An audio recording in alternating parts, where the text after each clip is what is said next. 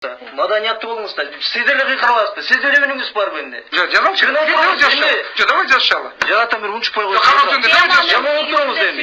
2001-2005 жылы 342 объектіні мен саттым бәле жет. Сіз саттыңыз.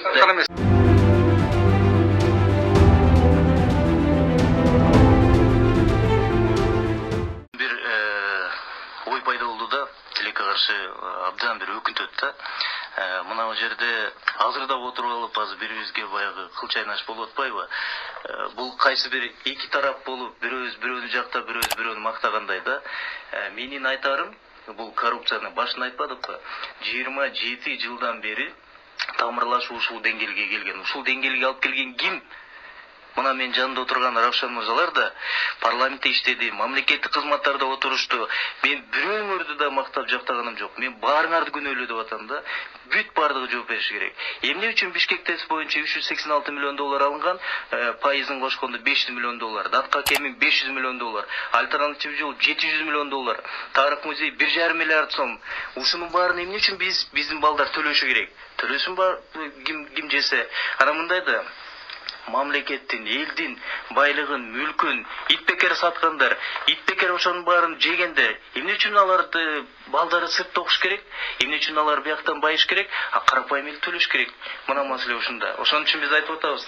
Эгерде ким буга чейин коррупция менен иши болгон болсо, бирөөнүн да бул моралдуу укугу жок. Коррупция боюнча кеп калганга. 1xbet букмекер конторасы. 1xbet приложениясын көчүрүү үчүн видеонун астындагы шилтемени бас. Ылдый түшүп, мобильное приложение дегенди басасыз. Бул приложенияны Android жана iOS дүкөнүнөн көчүрсөңүз болот. Жүктөгөндөн кийин эң жөнөкөй регистрацияны тандайсыз. Биздин өлкө Кыргызстанды тандайбыз жана кыргыз валютасын. Логин жана паролду сактап, приложенияга киребиз. Акчаны толтуруш үчүн пополнить счет бөлүкчөсүнө киресиз. Ошондой эле уткан акчаңызды чыгарып алсаңыз болот. 1xbet менен ойлонбой туруп ставка кой. Кененирээк маалымат көрсөтүлгөн номер боюнча. 1xbet ишенимдүү букмекер. Видеонун астындагы шилтемени бар. Биринчиден Равшан мырза, сиз ар кайсы партияда секирип жүргөндө замандаш туруктуу позициясында өзүнүзү каржылап келген 2003-төн бери. Кыргызстандын тарыхын угуп туруңуз. Кыргызстан тарыхында замандаштай бир дагы партия жок, структуралуу, системдүү жана мындай өзүнүн тууру бар. Каржы жагынан эгерде иш-чаралар боюнча кызыга турган болсоңуз, мигранттар боюнча мигранттар өзүлөрү каржылап атат. Келиңиз көрсөтүп берели. Өзүңүз колуңардан келбейби? Акчаң келип атат. Кыйкырбай сүйлөп. Чыгаргыла акчаң актан келип аткан. Колуңардан келбейби? Партия түптөй албайсыңарбы? Менин акчам жок партия. Мен ачык эле айтам. Менин акчам жок. Менин акчам жок. Вот сен иштен иштеген эмес. Мен каяктан акча алып атасың? Кыйкырбай сүйлөңүздөр. Ана мындай кагаздар боюнча Равшан мырза, антетиги площадь карап алып жана көктөр менен отурган кыйкырыңыз, мага кыйкырбай. Мына жазып берген Агүйдөн жазып берген кагазды алып келип атасыз. Угуп туруңуз. Эгерде сиз кагазды жаза албасаңыз, анда сиз өзүңүз да көрбөңүз. Мына бир кагаздын баарын өзүбүз жазып келебиз. Биз жазалы. Давай экөөбүз отуруп Равшан мырза, сөзгө конок бериңиз.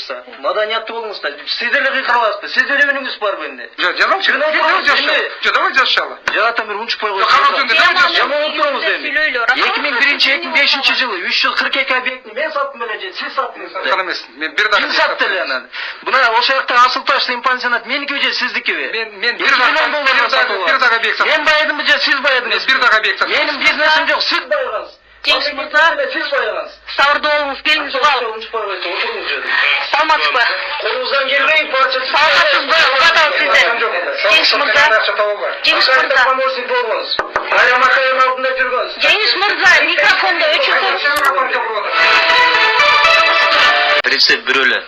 Рецепт бирөлө жанатан бери баягы айтпайын дедим эле, айтылып кетти өзү эле дегендей, улам эле бир адам капталдан туруп эле жөн отурбай бир кыжыңдап атат да. Бир эле рецепт бар, Майрашайым. Качан эскинин баары кеткенде, жаңы адамдар келгенде, анан ошол рецепт болуп берет. Мына жаңы системаны курганда коррупция менен күрөш эмес, коррупцияны болтурбоо себептерин түзгөндө, шарт түзгөндө, мына ошондо коррупция менен күрөш чыныгы болот. Анан мындай болгон адамдар келип алып, кечөөнү мамлекеттин мүлкүн сатып алып, анан бүгүн байып алып туруп, анан бизге кол көрсөтүп, кагаз каяктан жазып бериңди. Кагаз жаза албайсыңар, отургула. Мына ошон үчүн ушунун баардыгы кетмейинче мамлекет оңолбойт. Биздер бүгүн тилекке каршы бири-бири менен эле сындашат, бири-бирине эле айтышат. Мен да бийликте эмесмин. Мен да бийликте эмесмин. Анан бири-бири менен эле сындашат, бири-бири эле жамандашат, бийликке келсе бири-биrini макташат. Айланай болбойт да. Карапайым элди ойлогон киши барбы? Эч ким жок бүгүн.